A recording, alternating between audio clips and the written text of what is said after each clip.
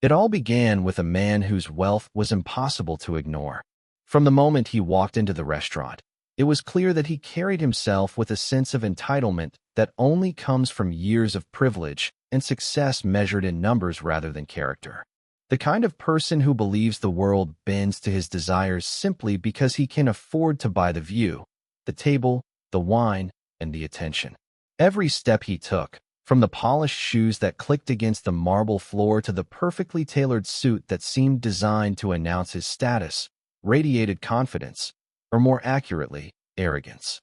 His presence alone drew the gaze of everyone in the room, not out of admiration, but out of that natural human response to someone who thinks they are untouchable. People turned their heads, not in welcome, but in recognition of a man who expected the spotlight to follow him wherever he went. He spotted her almost immediately, the waitress carrying a tray with ease and precision, moving through the room with a practiced grace that only comes from years of experience in high-pressure environments. She was attentive without being obsequious, friendly without overstepping, efficient without rushing, a perfect professional in the midst of a crowd that often demanded more than what was humanly possible. To him, she was just another player in the environment he dominated, someone whose role was to serve and entertain, to add a human touch to the backdrop of his own performance. He leaned back in his chair, a smirk forming on his face, the kind of expression that signals both amusement and a test of power, as if the entire room were an audience to his personal theater. He called her over with a casual wave, not waiting for her to finish her current task, a subtle display of authority intended to remind everyone that in this room, he sets the rules. As she approached, he didn't greet her politely or ask for a drink order.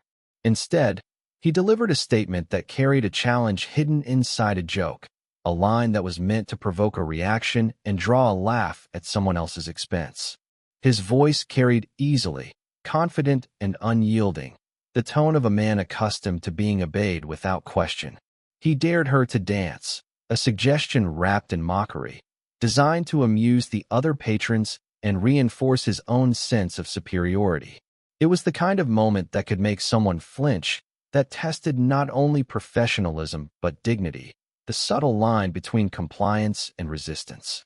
What made it so striking was the context of the dare. This was not a dance hall or a casual party where everyone was encouraged to participate. It was a fine dining environment, polished and restrained, where people went to enjoy meals and conversation, not performances. The contrast between his flamboyant challenge and the setting highlighted the arrogance of his gesture. It was a move intended to assert control, to put someone on the spot in front of a group, measuring not only their willingness to submit, but their courage under pressure. He expected her to either laugh nervously, refuse and be chastised, or comply awkwardly, all options confirming his sense of power. His body language reinforced the intention behind his words. A tilt of the head, a raised eyebrow, a slight lean back in his chair, each movement carefully calibrated to project dominance. It was an exhibition of ego, a silent assertion that he could create a spectacle at someone else's expense and that the room would follow his lead, applauding the audacity or at least watching in silent acknowledgement of his authority.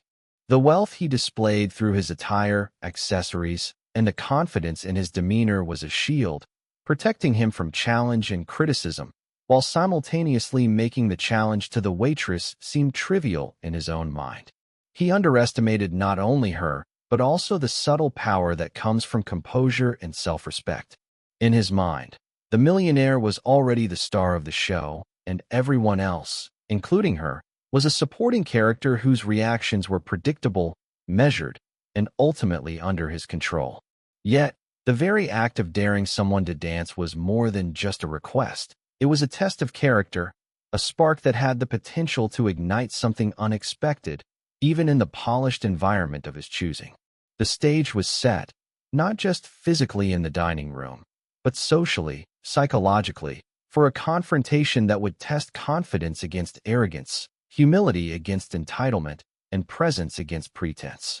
The restaurant itself was a world apart from the everyday, a place where elegance and refinement set the tone for every interaction, and where appearances mattered almost as much as the food on the plates. The polished marble floors reflected the warm, ambient lighting, while the walls were adorned with subtle art that whispered luxury rather than shouting it, creating an atmosphere that demanded attention without demanding noise. Every table was meticulously arranged, each glass perfectly aligned, every silver utensil gleaming in anticipation of service. The air carried a faint mix of expensive wines, fresh bread, and the delicate sense of dishes being prepared with care, all designed to create an experience that made every diner feel both special and observed. In this setting, everyone moved with a quiet rhythm, a choreography of politeness, restraint, and unspoken social rules that kept the environment poised and controlled. It was in this carefully curated space that the millionaire chose to make his move, a man whose confidence was out of proportion to the etiquette the room demanded, whose presence seemed larger than the muted elegance surrounding him. The contrast between him and the environment could not have been more striking, as if he were a burst of color on a carefully painted canvas. He expected the room to notice him, to recognize his dominance not just in wealth but in social presence, and perhaps to participate in the little drama he was about to unfold. Patrons seated at nearby tables glanced over, some with curiosity, others with mild irritation, sensing the tension that comes when someone disregards the unspoken rules that govern a refined space. Waiters moved silently among them, carefully balancing trays and orders, their eyes flicking toward the unfolding scene, aware that the social balance of their polished domain was about to be tested in a way that could ripple across every table. At the center of this poised environment was the young waitress, navigating the room with practiced ease, aware of the expectations not only of her role, but of the space itself. She was trained to be invisible in her efficiency, yet noticeable in her friendliness, to maintain professionalism while responding to the needs and moods of the guests. Every gesture was measured, from the tilt of her head as she acknowledged a customer to the soft step that allowed her to glide between tables without disturbing the rhythm of the diners. The restaurant's layout, with its wide aisles and intimate table arrangements, made it clear that proximity and observation were inevitable. Anyone who chose to stand out would be immediately noticed. In this moment, she became the focal point not because she sought attention, but because the millionaire had decided to redirect it toward her, to pull her into a situation she had not asked for. The other diners became an unspoken audience, their roles shifting subtly as they sensed the tension building. Conversations paused mid-sentence, glasses were set down with a little more force than usual, and eyes turned toward the table where the millionaire sat, leaning back with an expression that seemed to invite spectacle. Some diners exchanged quick glances, understanding at once that a power play was taking place, that this was not a casual interaction but a deliberate challenge designed to entertain him at someone else's expense. The contrast between the elegance of the space and the brashness of the millionaire's gesture made the scene almost cinematic, as if a carefully scripted drama were unfolding spontaneously in real life, with every observer suddenly aware that they were witnessing a moment outside the usual flow of polite dining. In such a refined setting, every small action was amplified, every expression magnified by the attentiveness that the environment demanded. A smile, a tilt of the head, a subtle movement of the hands, all became part of the narrative, signals in a silent language that the room collectively understood. The millionaire's challenge carried extra weight because it was out of place, a crack in the polished veneer of the restaurant's social structure. It demanded a response not only from the waitress but from the space itself, forcing the ambience to bend momentarily under the strain of human drama. The juxtaposition of the poised, cultivated atmosphere and the sudden, audacious interruption heightened the stakes, making the moment more than just a personal confrontation. It became a scene that involved everyone present, whether they chose to participate with their attention or remain silently judging the unfolding spectacle. Every element of the restaurant, the soft lighting, the carefully curated music, the subtle hum of polite conversation, and the meticulous arrangement of tables, served as a stage. On that stage, social hierarchy, decorum, and expectation collided with individual boldness and defiance, creating a tension that was almost tangible. The environment itself seemed to hold its breath, as if anticipating the outcome, waiting to see whether the polished surface of civility would remain intact or be disrupted by the audacity of one person challenging the assumptions of another. The waitress approached with a calm that contrasted sharply with the tension radiating from the millionaire, her steps measured, almost deliberate, each movement reflecting years of experience in navigating situations that required composure under pressure. She had learned early on that in environments where power and money dominated, the smallest misstep could be magnified, and a momentary lapse in confidence could be exploited. Yet she carried herself in a way that suggested awareness without intimidation, confidence without arrogance, and presence without needing permission. Her posture was straight but relaxed, her hands steady, and her eyes met his gaze without wavering, signaling that she recognized the challenge but was not cowed by it. The room seemed to adjust to her presence, shifting subtly, as if acknowledging that she was no ordinary participant in the millionaire's display. Her initial reaction was measured, almost imperceptible to those who were not paying close attention, but it spoke volumes to those who were. She didn't laugh nervously, didn't hesitate or stumble over words, and didn't allow the implied threat of embarrassment to unsettle her. Instead, she allowed a small, knowing smile to appear, one that carried calm defiance and quiet confidence. It was a smile that hinted she understood exactly what had been attempted, but that she was choosing how to respond on her own terms. The millionaire, accustomed to immediate reactions, submissive, embarrassed, or overly eager, found himself momentarily caught off guard by her composed demeanor. Her response was subtle, but in that subtlety lay power, a reminder that confidence and self-possession could challenge arrogance in ways that were far more effective than confrontation or aggression. The nuances of her body language added to the weight of the moment. She adjusted her stance slightly, feet grounded, shoulders relaxed, and hands resting lightly at her sides, demonstrating readiness without desperation. Every micro-movement, from the way she shifted her weight to the angle of her head, signaled attentiveness and control. The contrast between the millionaire's flamboyant energy and her poised stillness was stark, highlighting the imbalance in assumptions. He assumed dominance, she assumed composure. Her gaze remained steady, meeting his eyes with a quiet insistence that the game he was attempting to play was not one she would lose, at least not in the way he expected. The tension between expectation and reality was palpable, and the room seemed to respond, the silent anticipation of the diners amplifying the stakes of the interaction. What made her reaction so remarkable was the control she exercised over timing. She did not respond immediately to the dare in a way that would show hesitation or nervousness, nor did she rush to meet his challenge in a way that would appear compliant.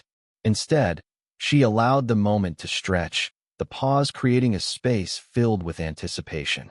Every second of that pause increased the awareness of the audience, drawing their attention to the contrast between the millionaire's bravado and her quiet self-assurance.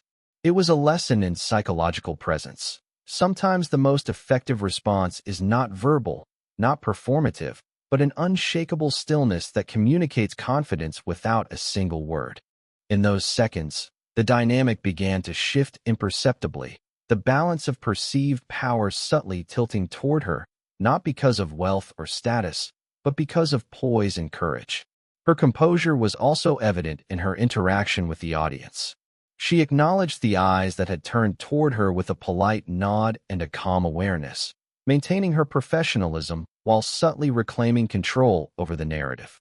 She did not flinch under scrutiny, nor did she allow the weight of expectation to dictate her behavior. In essence, she transformed what could have been a moment of humiliation into a demonstration of personal agency. The energy in the room shifted. What was meant to be a spectacle of dominance became an observation of dignity and calm strength. Her presence, measured and deliberate, reminded everyone watching that authority is not always dictated by wealth or status, but often by the ability to maintain one's composure in high-pressure situations. Even the smallest gestures, the way she adjusted her apron, the slight lift of her chin, the steadying of her hands, became statements of confidence. Each movement conveyed that she was not only aware of the challenge, but fully capable of navigating it on her own terms. There was a subtle message in her poise. She recognized the arrogance before her, but she refused to allow it to define the interaction. Instead, she redefined the parameters of engagement, signaling that respect, courage, and self-assuredness could stand on equal footing with wealth and bravado. The millionaire's attempt to provoke a reaction, to elicit embarrassment, was met not with immediate compliance or anxiety, but with deliberate, measured confidence, a silent refusal to be manipulated or diminished. When she finally responded to the dare, it wasn't in the way anyone expected. The millionaire had envisioned a hesitant, awkward attempt, a moment that would confirm his superiority and entertain the room at her expense. But what she did defied all assumptions. She rose from her position with a quiet determination, her movements deliberate, graceful, and unhurried. Every step toward the center of the room was controlled, carrying a confidence that immediately shifted the energy around her. The diners, who had been anticipating embarrassment or awkwardness, now found themselves watching a display of poise and assurance, a subtle but powerful demonstration that courage can be far more compelling than wealth or status. The room's collective attention, once aligned with the millionaire's performance, now pivoted to her, drawn by the unexpected presence of someone who refused to be diminished. She didn't rush to the center of the space or attempt anything flashy, yet every movement was inherently magnetic. The simplicity of her action, just walking confidently into the open, was enough to challenge expectations. Her body language communicated self-possession, and every eye in the room was drawn to her not out of curiosity alone, but out of recognition that something extraordinary was unfolding. The millionaire, accustomed to controlling the narrative, suddenly found that the script had been rewritten. His smirk faltered slightly as he realized that the power dynamic he had taken for granted was no longer entirely his to command. The tension in the room grew as people processed the transformation of what was meant to be a moment of ridicule into a stage for admiration and surprise. Her choice of movement carried a dual message. She accepted the dare without relinquishing dignity, and she asserted control over how it would be executed. She allowed herself to step lightly, fluidly, moving as though she were part of a different rhythm, one that emphasized elegance rather than spectacle. The contrast between the brashness of the millionaire and the deliberate composure of the waitress was striking, a visual and emotional demonstration of how confidence can operate quietly yet effectively. Each gesture, each sway of her body, was purposeful, conveying a mastery of the moment that came from understanding not only the social situation but her own ability to command attention without demanding it. The room, which had been bracing for embarrassment, now held its breath in anticipation of the next move, uncertain yet captivated by the transformation unfolding before them. Even the subtle details of her actions amplified the impact. The tilt of her head, the slight smile playing on her lips, the way she moved her arms with balance and grace, all suggested a practiced awareness of presence. It wasn't about showing off technical skill or performing for approval. It was about demonstrating that she controlled her own narrative and refused to be intimidated.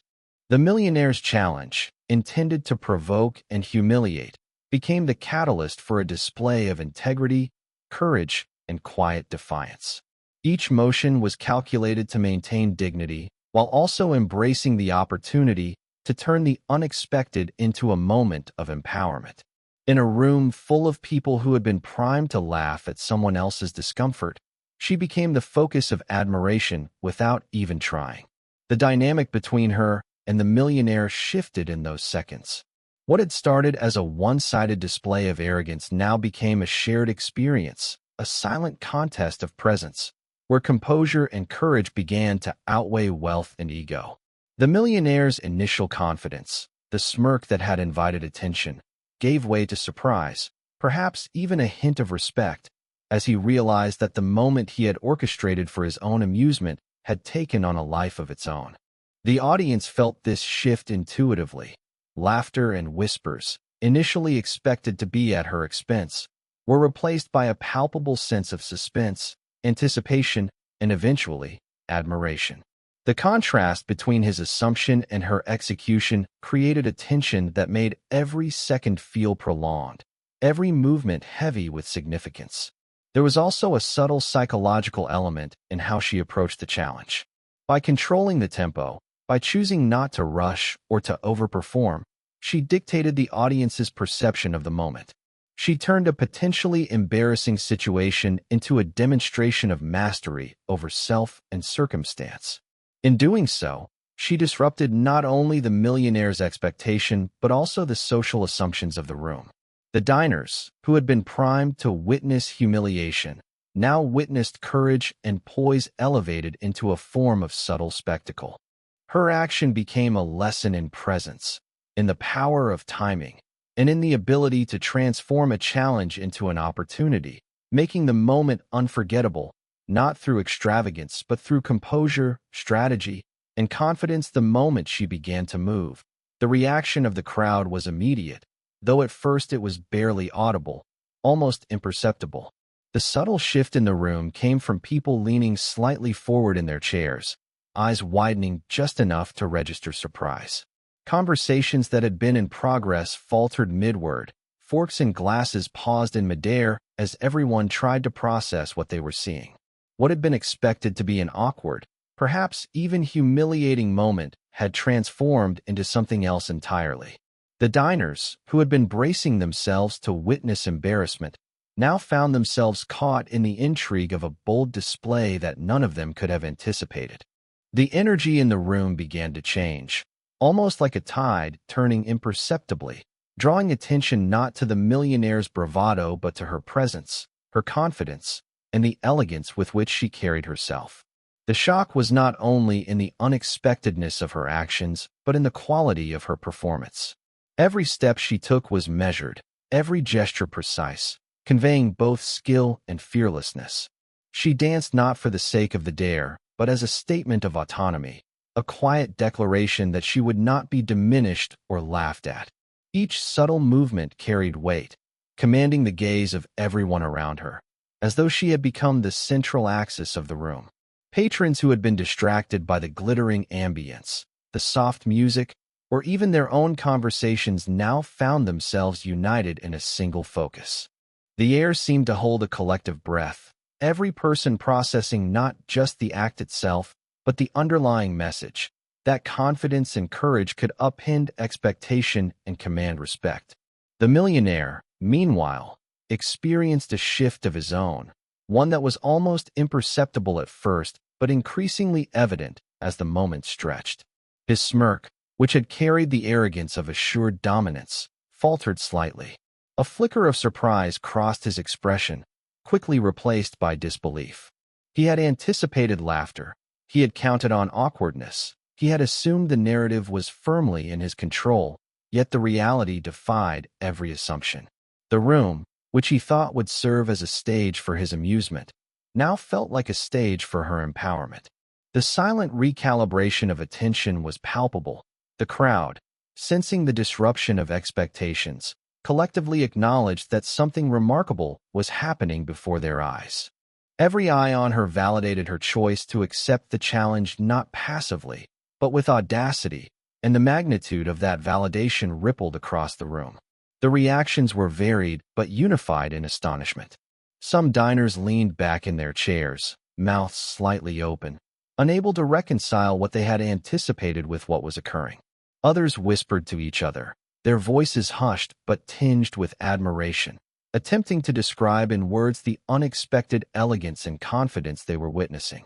Even those who had initially found the millionaire amusing or charming could not ignore the way the moment had pivoted, the way authority had subtly shifted from him to her.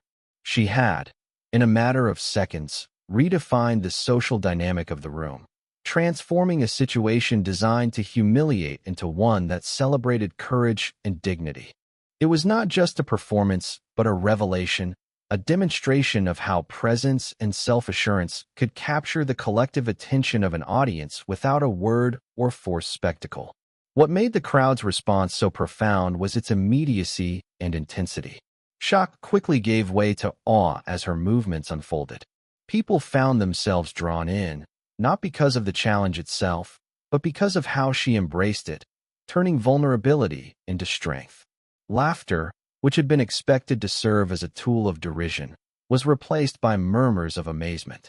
Conversations that had paused out of anticipation were now replaced with commentary that tried to make sense of the scene, to articulate the admiration that everyone was silently feeling. Every gesture she made, from the tilt of her head to the fluidity of her steps, amplified the astonishment. Patrons began to realize that the moment was no longer about the millionaire's ego. It was about witnessing someone seize control of the narrative with grace, courage, and intelligence.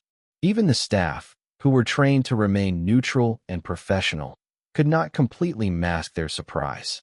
Their eyes followed her movements, noting the confidence and poise that transformed a simple dare into an unforgettable display. It was a subtle acknowledgement of skill, bravery, and presence that transcended the original intention of the challenge.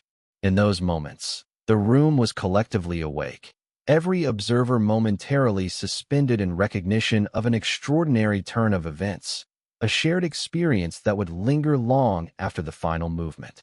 The astonishment was layered: admiration, disbelief, and the unspoken realization that expectation had been masterfully inverted, leaving everyone present not just surprised, but profoundly moved by the power of one person standing firm and seizing her moment. The lesson that emerges from this extraordinary encounter is one that resonates far beyond the walls of a restaurant or the brief spectacle of a dare. It begins with humility, not the kind that demands public acknowledgement or applause, but the quiet recognition that wealth and status do not automatically confer superiority over others. The millionaire had assumed that his money, confidence, and social standing would allow him to dominate the interaction and dictate the narrative. He had believed that power was measured solely in material terms, that a public challenge could assert authority and elicit submission without consequence. Yet in that moment, the waitress demonstrated that true strength lies not in what one possesses, but in how one chooses to carry oneself when faced with provocation. Humility, in this sense, is not about diminishment or self-deprecation, but about the recognition that ego has limits and that courage and respect often speak louder than status or wealth. Courage itself emerges as a second, undeniable lesson. Accepting a dare under the gaze of a wealthy, entitled man in a crowded room takes more than just physical action. It takes mental fortitude and emotional resilience. The waitress faced not only the potential for embarrassment, but also the subtle social pressures of expectation, judgment, and scrutiny. Each person in the room was watching, forming opinions, and anticipating outcomes, and in that pressure-filled environment, it would have been easy to falter. Instead, she moved with intention and self-assurance, demonstrating that courage is not the absence of fear, but the decision to act despite it. Her courage was quiet, yet powerful, manifesting in the precise way she controlled her presence, the timing of her movements, and the confidence she projected without needing approval or validation. It was a reminder that bravery often appears in unexpected forms and that standing up to arrogance requires more than verbal confrontation. It requires composure, awareness, and an unwavering sense of self. The impact of this moment also teaches a lesson about the power of surprise and challenging expectations. The millionaire had assumed predictability, that a young waitress in a formal setting would respond according to his assumptions, yielding to social hierarchy and intimidation. Yet by embracing the unexpected, she disrupted the narrative entirely, proving that no one is defined solely by the roles others assign them. This lesson extends beyond a single encounter, emphasizing the importance of taking control over one's story, of choosing how to respond to challenges, and of refusing to be constrained by the limitations imposed by others' assumptions. Her actions demonstrated that empowerment often comes not from external validation, but from internal confidence and the courage to act in alignment with one's own principles. Respect and dignity also emerge as central themes. The waitress's response was not confrontational in a loud or aggressive sense. It was dignified, professional, and composed, yet it carried undeniable authority. She asserted her value without attacking the millionaire personally, showing that true respect is grounded in self-awareness and integrity rather than dominance or intimidation. The crowd witnessed a moment where dignity and strength could coexist, where professionalism did not preclude personal empowerment, and where a simple, deliberate act could communicate volumes.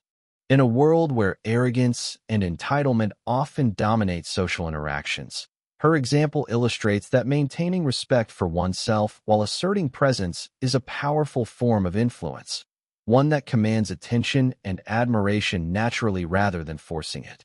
The encounter also underscores the idea that lessons are often universal, transcending the immediate context. While this moment took place in a restaurant, between a wealthy man and a young waitress, the principles revealed are applicable in countless situations, in workplaces, in schools, in communities, and in personal relationships. Humility, courage, composure, the ability to defy expectation, and the quiet assertion of dignity are qualities that enable individuals to navigate challenges and assert agency in the face of imbalance or unfairness. By embodying these traits, one can influence environments, inspire others, and redefine outcomes without needing to rely on wealth, status, or intimidation. Finally, this story reminds us that the impact of a single moment can ripple far beyond its immediate context.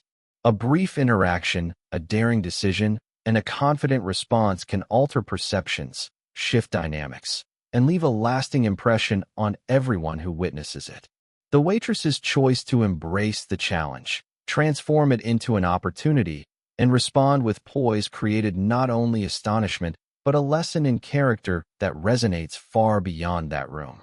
In doing so, she illustrated the enduring truth that the qualities of humility, courage, and dignity are timeless, capable of outshining wealth and arrogance, and that a single act of boldness can inspire reflection, admiration, and change in ways that no one could have predicted.